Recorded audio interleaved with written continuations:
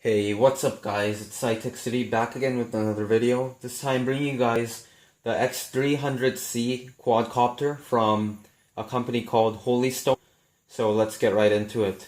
So this is the packaging that it comes in. I'm not going to get too much into it, but you can see it right there. And it also comes with an instructions manual, but I'll go over everything in this video so it'll be all good. So let's have a look at the quadcopter itself, because that's what you're most interested in probably. So you can see that the quadcopter features faux chrome plastic construction with 2 red propellers on the front and 2 black on for the back. It also comes with an extra set of propellers here, 2 red and 2 black for the 2 front and 2 back.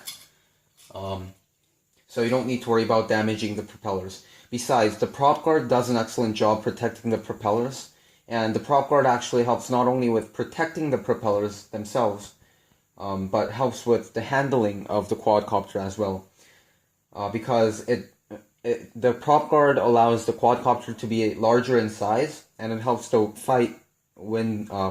It helps the quadcopter to fight the wind better. The motors of the quadcopter here, installed on these 4 corners, are very strong, and the quadcopter actually handles against wind very well due to those 2 factors, the motor and the prop guard.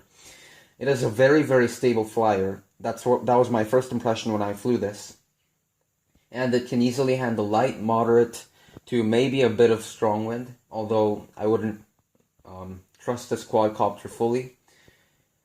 Moving on to the bottom of the quadcopter, you can see that it comes with 4 rubber feet here.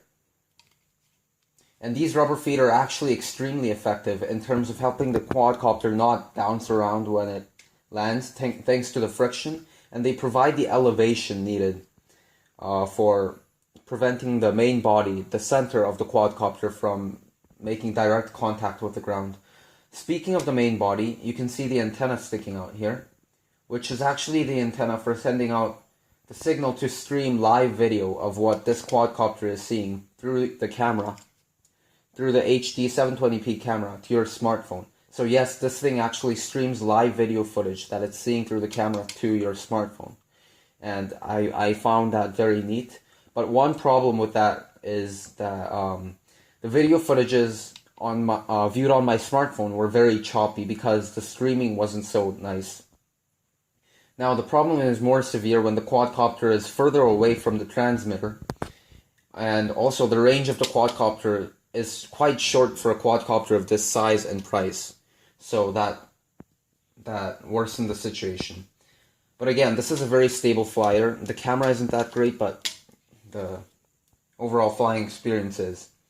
Also, when I was reviewing the M62R, another smaller drone, like I said, offered by Holy Stone, it had a better overall camera quality than this.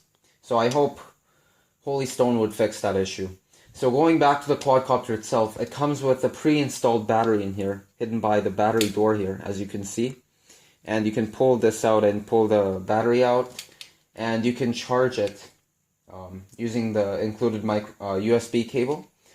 Now I don't know if this is if the problem is for this specific model I got, but the battery door keeps falling off every time I land and I bounce it around. I don't know if I can do it right now. Yeah, it's not working, but it does. And the sheer capacity of the battery is 750 milliamp hours, and it even comes with an extra battery. And it comes with 1 USB cable and 1 more USB cable for charging one if you're using the other, and you can switch it out, and it's pretty self-explanatory. And the side of the cable actually has a red LED built into it. Right here, red LED built into it that turns on when the battery is fully charged. Now, speaking of battery, the battery life on this thing, when the battery is fully charged, it actually gave me around 9 minutes of flight time, and the prop cards only make a difference of only about 20 seconds from my testing of flight time. So, you know, you might as well just keep them on for safety because it's not going to make a huge difference. Now, to talk about the transmitter of the quadcopter. It features white plastic construction all around, and it feels very solid in the hand. So there are 2 black throttles here. And they move vertically horizontally, just like that. And depending on which stick mode you're in, you can either use them for controlling the up and down motion, left and right, or the rotation of the quadcopter, or back and front, of course.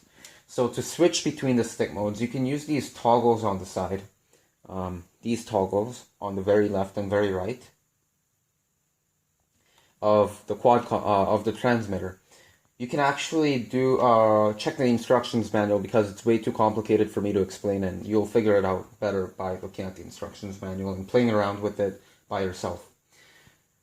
So yeah, you can do that, and you can use the AILE/RUDD button down here. I'm not sure what this is, but for me it messes up the controls.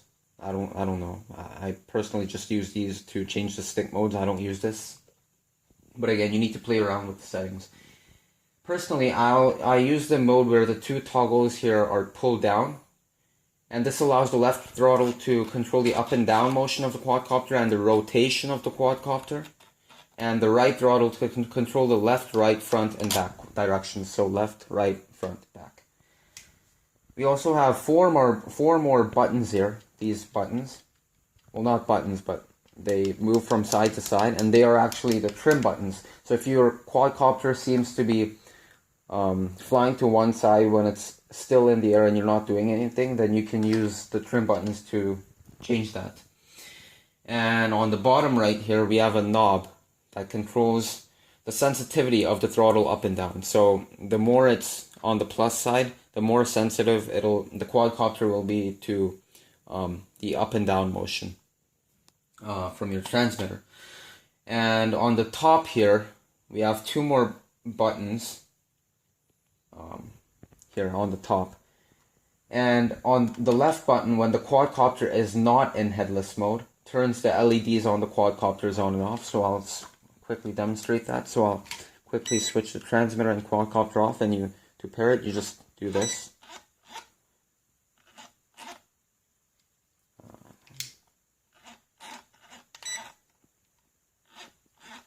Oh, sorry, the bad battery in the quadcopter, it's actually dead on battery, so I need to charge that up. But anyways, if you press this after pairing your transmitter with the quadcopter, it'll turn the LEDs off and on.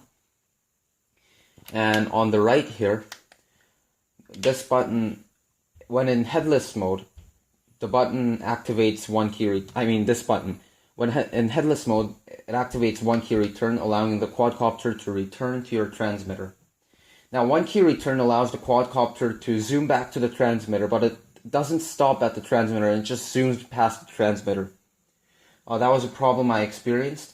I actually had to crash land it to the ground to prevent the quadcopter from crashing into a car. Now, although a one key does not work flawlessly, it's a great way to save your quadcopter from crashing into the woods, a tree, or something like that. So headless mode is a mode where the quadcopter will have no front side virtually. So the quadcopter will go forward, backward, left, and right, depending on your controls, no matter which way it's facing, And that mode is actually activated by the right button that I just told you about. So you just hold this until you hear 2 beeps, and that activates headless mode, and to get out of it, you hold it again, and you hear 3 beeps, that gets you out. So when you're not in headless mode, this button is what you'll be using for performing a 360 version. So you would hold down this button and put the throttle that controls the direction of your quadcopter in one direction fully. Okay, now finally we have a button for switching between beginner, intermediate, and advanced. And as you go towards more advanced mode, the quadcopter will be more sensitive as you move the throttles. It'll be more sensitive to your controls on the transmitter. And also at advanced mode, if you put the throttle that controls the direction of the quadcopter fully in one direction without using this button, it'll actually do a 360 version without having to use this button. So that's another thing to take into consideration when using these 3 modes, because you don't want to do a 360 version by accident and crash it. So overall, this quadcopter is quite nice for the price, and if it weren't for the short range and the choppy video footages, it's a very stable flyer, and the transmitter has a lot of features that you'll appreciate.